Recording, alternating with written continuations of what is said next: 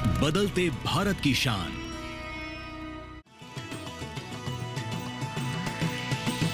DD किसान, बदलते भारत की शान।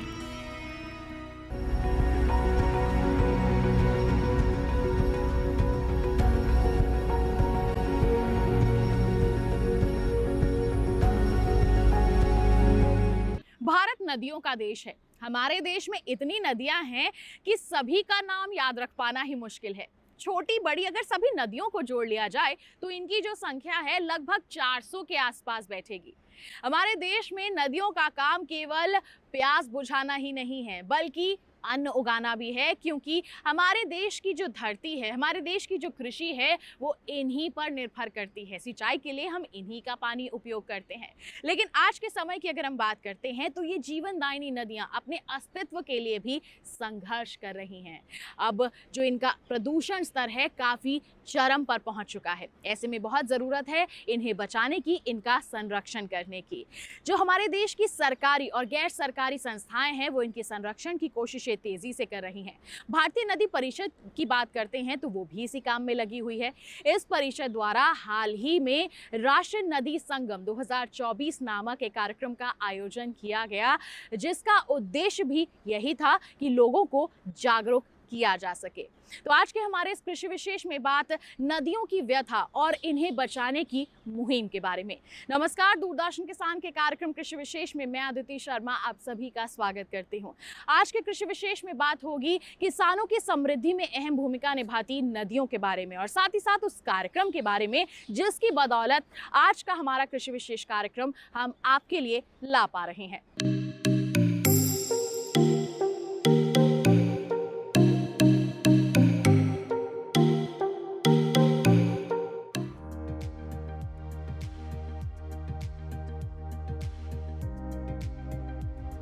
नदियां इस धरती के लिए वरदान हैं।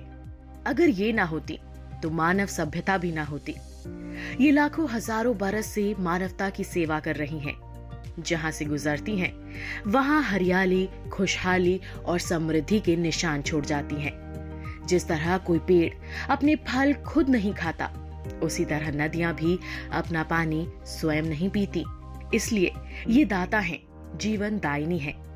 लेकिन अफसोस की बात है कि आज मानवता की ये सेवक बीमार पड़ गई हैं। इस बीमारी में इनका कोई कसूर भी नहीं है। असल दोषी हम हैं और आप हैं। हमने ही इनमें केमिकल डाले, कचरा फेंका, अतिक्रमण किया और रास्ता भी रोका। हालत ये है कि आज रामगंगा ही नहीं बल्कि अधिकतर नदियां मैली हो चुकी हैं। अगर हम इनकी यूं ही तिल तिल हत्या करते रहे तो एक दिन खुद भी मिट जाएंगे। दूसरी ओर जहां नदियों को गंदा करने वाले मौजूद हैं, तो वहीं कुछ रक्षक भी सामने आए हैं। ऐसे ही कुछ रक्षक दिल्ली के प्रगति मैदान में स्थित भारत मंडपम में 4 नवंबर को इकट्ठा हुए। इन्होंने यहां नदियों की व्यथा को जाना, उनके दर्द को समझा और उसे दूसरों से साझा भी किया। नदी रक्षकों का ये संगम राष्ट्रीय नदी संगम कहलाया। ये कार्यक्रम भारतीय नदी परिषद की ओर से था। इस संगम में पर्यावरणविद भी हैं, पद्म पुरस्कारों से सम्मानित सज्जन भी हैं, प्रकृति प्रेमी भी हैं और हमारे नेता भी हैं। बल्कि मुख्य अतिथि ही केंद्रीय पर्यटन और संस्कृति मंत्री गजेंद्र सिंह शेखावत थे। शेखावत जी की यहाँ उपस्थिति इसलिए भी महत्वपूर्ण है क्योंकि पिछले कार्यकाल में वो जल शक्ति मंत्री भी रह चुके हैं। हमारी नदियां जो है सबसे प्रदूषित नदियां। जिस भारत में, जैसा मैंने कहा कि जल को जगदीश मान के नदियों को देवी मानने की परंपरा थी, वहां नदियां जो है अशुद्ध और अपवित्र हो गई हैं और नदियां निरंतर सिमटती जा रही हैं। लेकिन हम केवल नदियों का संरक्षण करके और नदियों को बचाने की मुहिम चला करके नदियों को जीवित नहीं कर पाएंगे, क्योंकि अब तो वैज्ञानिकों ने भी इस बात को तय कर दिया है। हमारे जो है उपनिषदों में जो बात लिखी गई थी कि पानी के सारे एस्पेक्ट्स जो हैं वो इंटरकनेक्टेड है। जमीन का पानी, तालाब का पानी और नदी का पानी, ये तीनों एक दूसरे से जुड़े हुए हैं। अगर इन तीनों का साथ में संरक्षण नहीं किया जाएगा, केवल हम नदियों को पुनर्जीवित नहीं कर पाएंगे। जमीन का पानी, क्योंकि हमने अत्यधिक दोहन किया, इसलिए हमारा धरातल का पानी सूखा, और धरातल का पानी सूखा इसलिए आज हमारी छोटी छोटी नदियां जो हैं वो उनका प्रवाह समाप्त होता गया, वो विलुप्त हो गई। और उसके कारण से प्रणव पांड्या जी की, चिन्मय पांड्या जी की ये चुनौती खड़ी हुई कि गंगा जी में जब वो अर्घ देने के लिए जाते हैं तो घुटनों तक या टखनों तक ही पानी बचा है, क्योंकि छोटी छोटी नदियों का अस्तित्व समाप्त हो गया, क्योंकि तालाब समाप्त हो गए, और तालाब समाप्त हो गए क्योंकि जमीन का पानी समाप्त हो गया। हमको इस पूरे चक्र को संरक्षित करने के लिए काम करना पड़ेगा, और उसकी शुरुआत जो है वो जमीन के पानी के पुनर्भरण से होगी। तब जाकर के हम नदियों को जीवित कर पाएंगे, पुनर्जीवित कर पाएंगे और लंबे समय तक सस्टेन रख पाएंगे।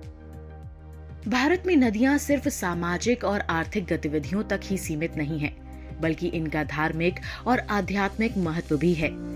यही वजह है कि हमारे यहाँ नदियों को बहुत अधिक सम्मान की नजर से देखा जाता है।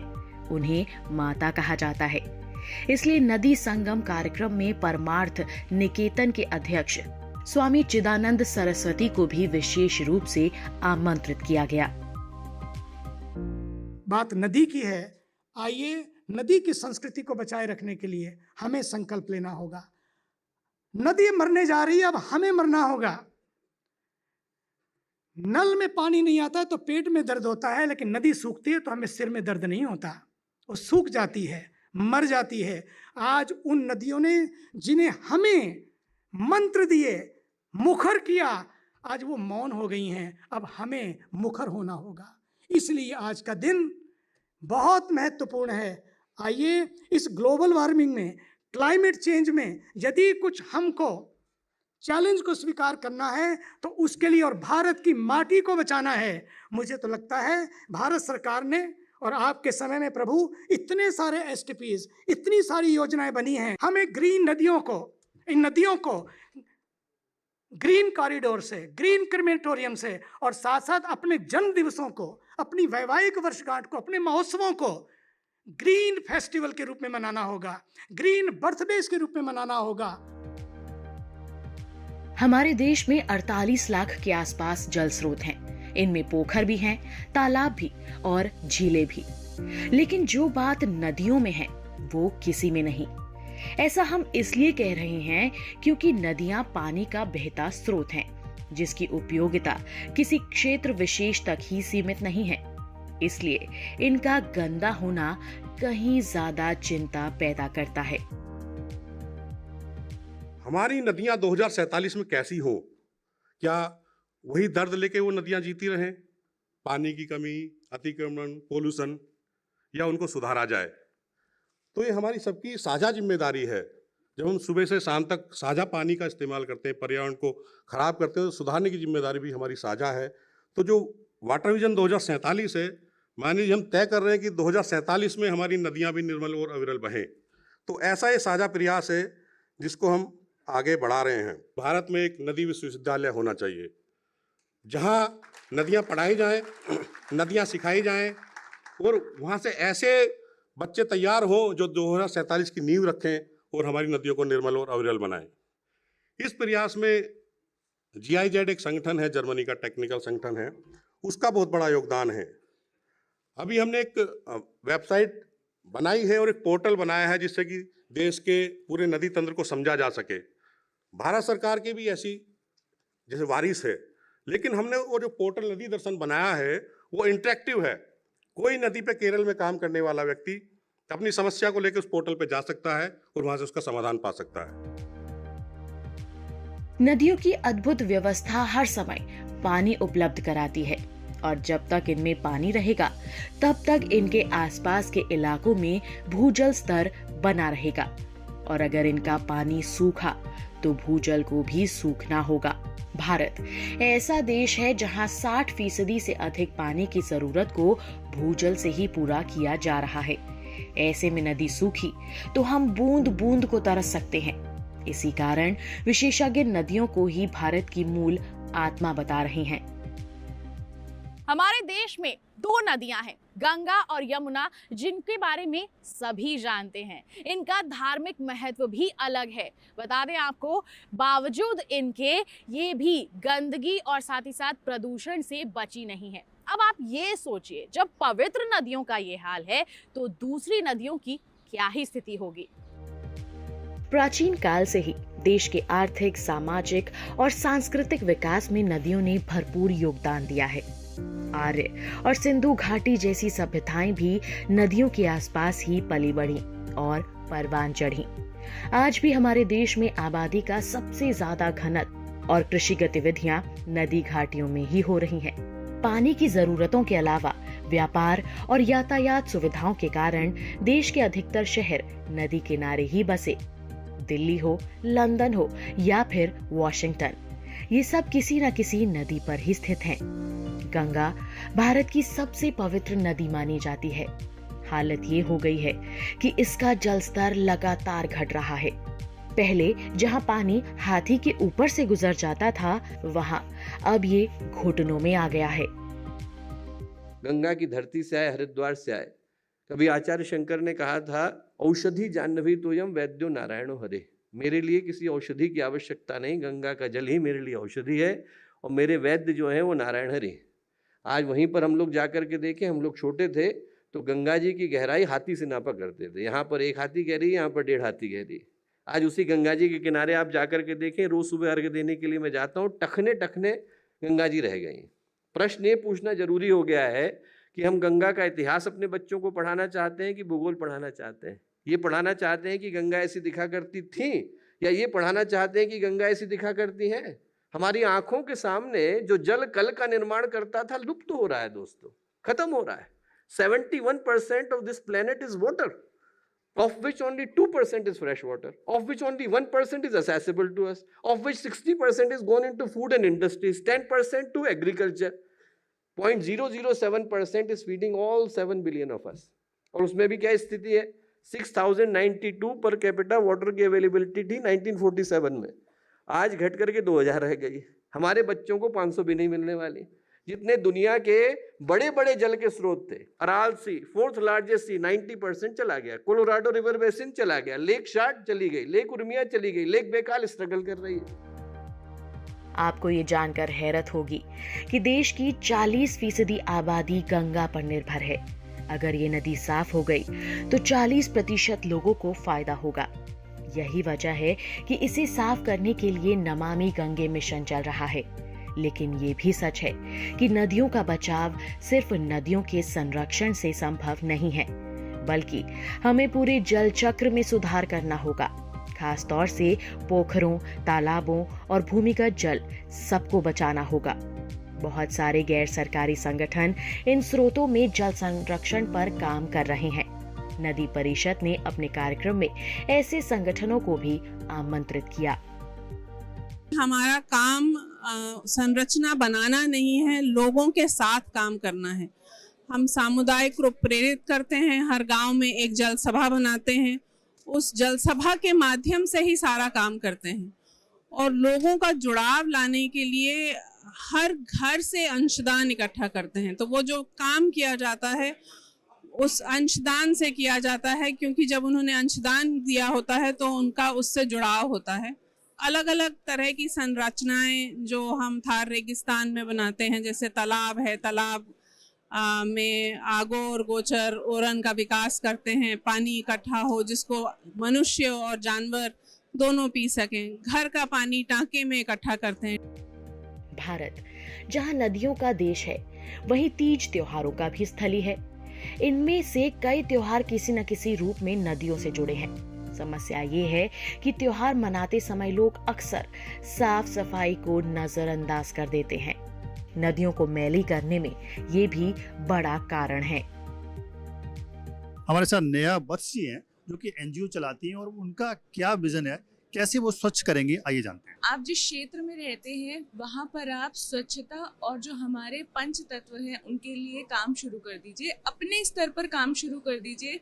कोई आवश्यकता नहीं है कि आपको बड़ी बड़ी किसी संस्थाओं से जुड़ना है, आपको कुछ बड़ा करना है, लेकिन बहुत छोटे छोटे काम, अपने घर से शुरू होने वाले काम, केवल उतना भी अगर हम लोग संकल्प ले लें कि उतना ही काम हम करें तो भी पर्यावरण की दिशा में हम एक मजबूत नींव बन सकते हैं, जिसकी भविष्य के लिए बहुत जरूरत है। खुशहाली के लिए आर्थिक प्रगति जरूरी है, लेकिन आर्थिक प्रगति ही खुशहाली का अकेला साधन नहीं है। पर्यावरण भी इसका हिस्सा है। पिछले 50 साल के दौरान देश की तरक्की तो हुई, मगर इसके लिए पर्यावरण को बहुत बड़ी कीमत चुकानी पड़ी। विशेषज्ञों का कहना है कि नदियों की खराब हालत के लिए भी पिछले 50 साल की गतिविधियां अधिक जिम्मेदार हैं। यहाँ रुक रहे हैं कार्यक्रम में एक छोटे से ब्रेक के लिए। आप कहीं मत जाइए, ब्रेक के बाद हमारा ये कार्यक्रम यूं ही जारी रहेगा। आप बने रहिए दूरदर्शन किसान पर, देखते रहिए कार्यक्रम कृषि विशेष। मुंबई में आप लोग सेटल हो जाएंगे और वहीं बड़की के लिए एक लड़का राकेश जी पसंद है और राकेश जी को बड़की दी। ये अरेंज मैरिज है या लव? जो भी हो, प्यार होना है, शादी से पहले हो या शादी के बाद, वो अलग बात है कि कुछ लोगों को ये बीमारी होता ही नहीं। देखिए छुटकी छुटंकी सोमवार से गुरुवार रात 8:30 बजे, पुनः प्रसारण प्रातः 11:30 बजे, सिर्फ डीडी नेशनल पर। देश का पहला चैनल, देश का अपना चैनल। ब्रेक के बाद दूरदर्शन किसान के कार्यक्रम कृषि विशेष में आप सभी का फिर से स्वागत। हमारे देश में भारतीय नदी परिषद समाज के सभी वर्गों को नदी सफाई अभियान से जोड़ने की कोशिशें कर रहा है और बता दें आपको कि राष्ट्रीय नदी संगम जैसे कार्यक्रम इसमें उनकी पूरी तरह से मदद भी कर रहे हैं। सरकार तो अपने स्तर पर नदियों को पुनर्जीवित करने का प्रयास कर ही रही है। बहुत से सामाजिक संगठन भी इस काम में लगे हैं। ये संगठन अलग अलग जगहों पर अपने अपने तरीकों से सक्रिय है। भारतीय नदी परिषद का उद्देश्य इन सभी को एक साथ लाना है। राष्ट्रीय नदी संगम 2024 कार्यक्रम में करीब 600 नदी प्रेमी मौजूद थे। देखिए, इसमें 3 चीजें हैं। एक तो ये है जो सरकारी प्रयास हो रहा है, माननीय प्रधानमंत्री जी ने जल विजन 2047 की बात की है और जल विजन में उन्होंने कहा है कि हम पूरे देश में जल की और नदियों को जोड़ेंगे। पहली चीज़ तो अभी जो हुआ है वो होता रहा, लेकिन शोध बहुत ज़्यादा नहीं हुआ इस पे। पूरे विश्व में बहुत शोध हो रहा है। हम बात करते हैं यमुना गंदी है, गंगा में ऐसा हो गया, इस नदी में ऐसा हुआ, वो नदी विलुप्त हो गई, लेकिन वो हो ये रहा है। हम प्रयास सरकार पे छोड़े बैठे हैं या कुछ व्यक्तियों के व्यक्तिगत प्रयास पे छोड़े हुए हैं। ज़रूरत है पूरे देश को जागरूक होने की और वो जागरूकता हम लेके आएंगे।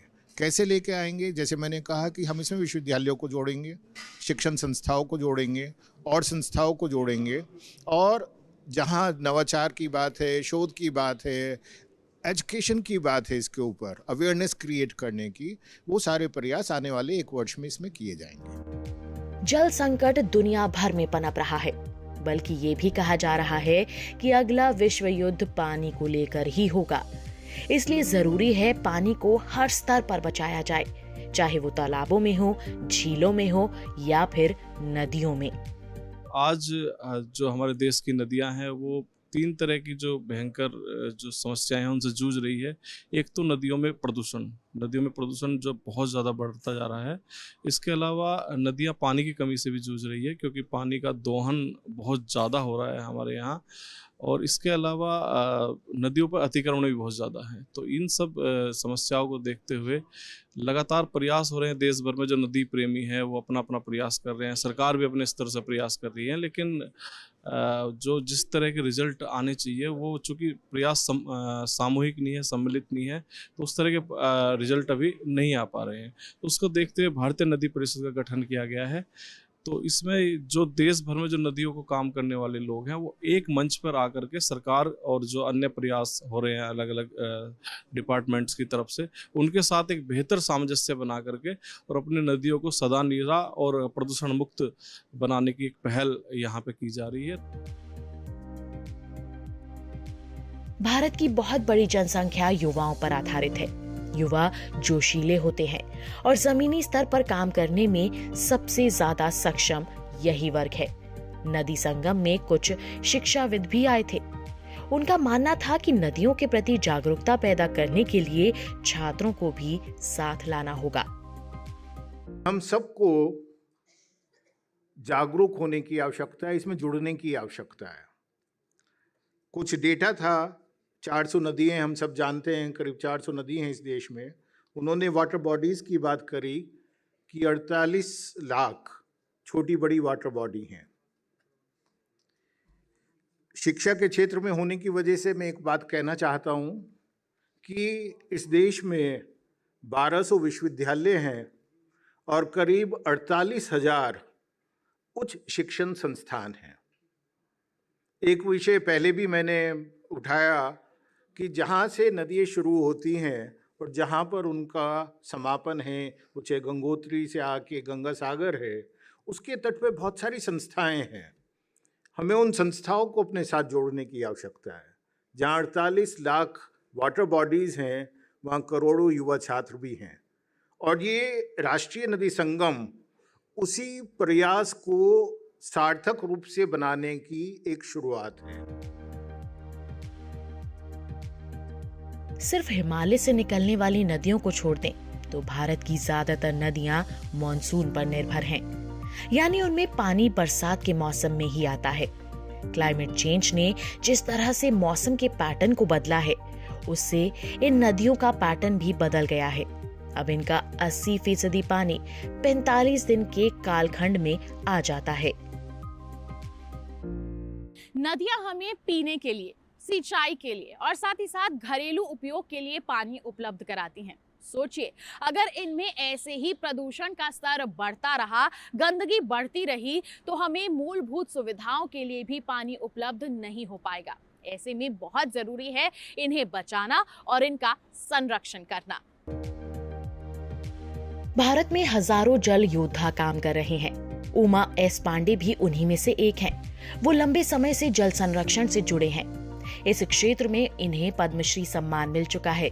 इसके अलावा ये जल शक्ति मंत्रालय की ओर से जल योद्धा पुरस्कार से भी नवाजे गए। मैं नदी परिषद को धन्यवाद देता हूं कि और माननीय मित्र रमनकांत त्यागी जी को कि उन्होंने पूरे देश के साथियों को एक साथ जोड़कर, जो पानी की चर्चा करने वाले हम जैसे 25-30 साल पहले जब चर्चा करते तो बहुत कम लोग होते थे, आज इस बात के लिए मैं देश के माननीय प्रधानमंत्री जी को भी धन्यवाद देता हूं कि वो अपने सामाजिक सरोकारों में, मन की बात में सबसे अधिक वो पानी के विषय को लेते हैं, पानी के लोगों का उत्साह बढ़ाते हैं, सम्मान देते हैं। खासकर बुंदेलखंड में उन्होंने जिस तरीके से पानी को लेकर समाज को जगाया है, मन की बात के माध्यम से पूरे देश के प्रधानों को पत्र लिखा पानी के लिए, मेड़बंदी जो मेरी विधि थी, और खेत पर मेड़ पर पेड़ को लेकर उन्होंने जिस तरीके से हम सबको उत्साह बढ़ाया है। उनका मानना है कि सरकार से नहीं, समाज से पानी रुकेगा और पानी बचाना समाज की जिम्मेदारी, सरकार की नहीं।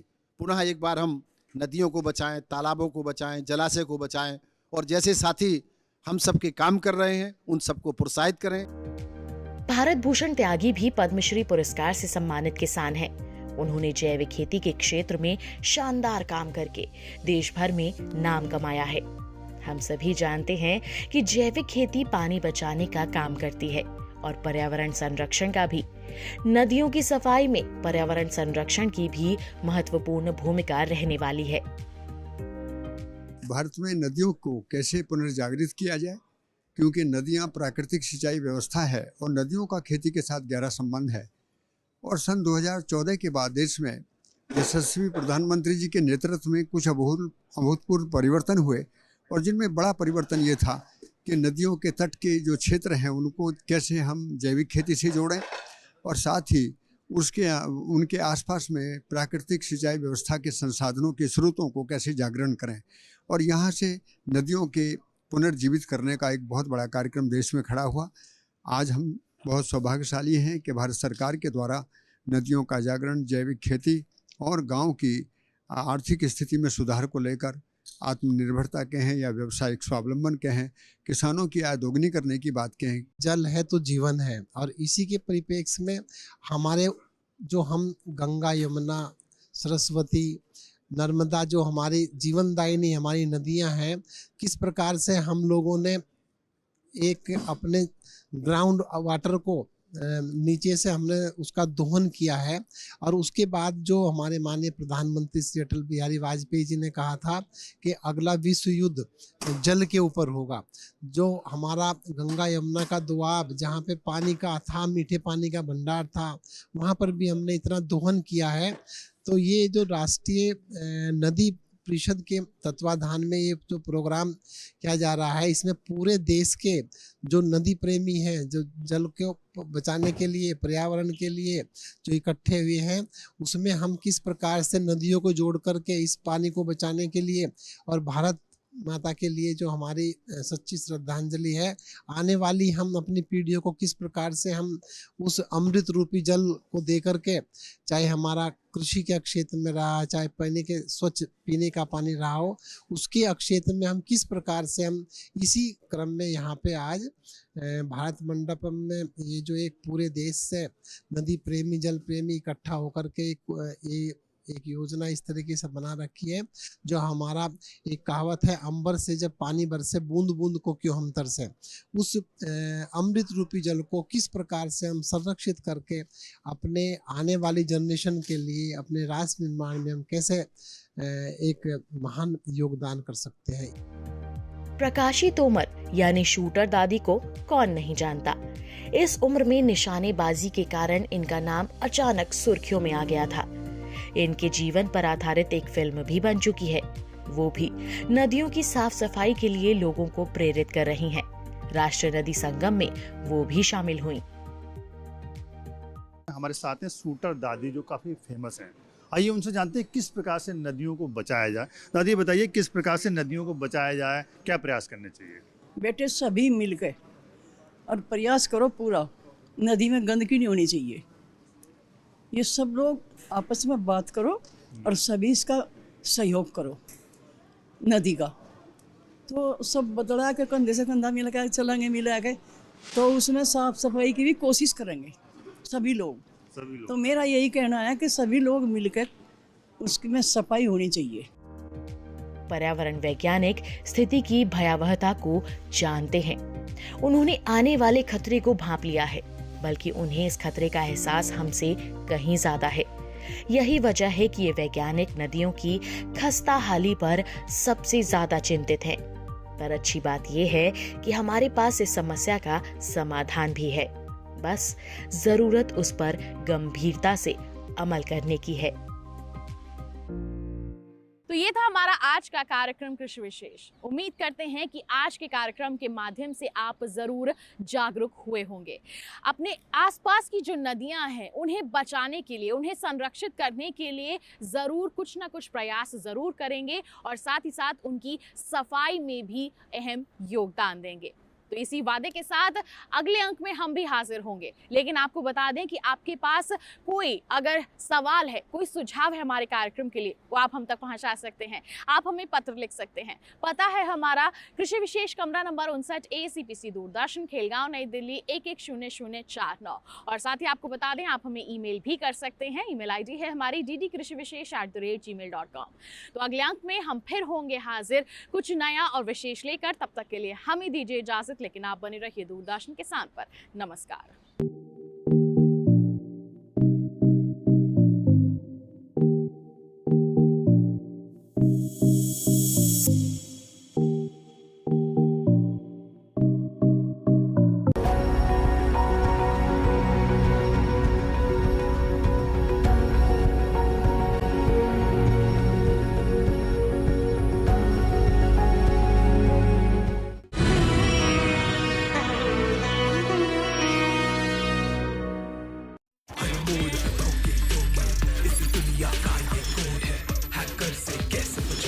तो जिया 12 तारीख को शाम को 6:30 बजे आप कहाँ थी? नहीं मैम, मैंने ये ईमेल्स नहीं भेजे। मतलब ये कि आपने जानबूझ के अपनी कंपनी के It's one of the fastest growing companies and he is one of the fastest growing CEOs. Sid, तुम एक काम करो, यदि इसके फोन में स्क्रीन रिकॉर्डिंग ऐप थी तो जो 12 जुलाई को वीडियो कॉल हुई है, पर सर मेरी बोल क्लॉक तो बिल्कुल ठीक है। तो इसका मतलब ये रिकॉर्डिंग पहले हुई है। देखिए साइबर क्राइम की दुनिया, बच के रहना, हर रविवार सुबह 9 बजे और रात 9 बजे सिर्फ DD नेशनल पर।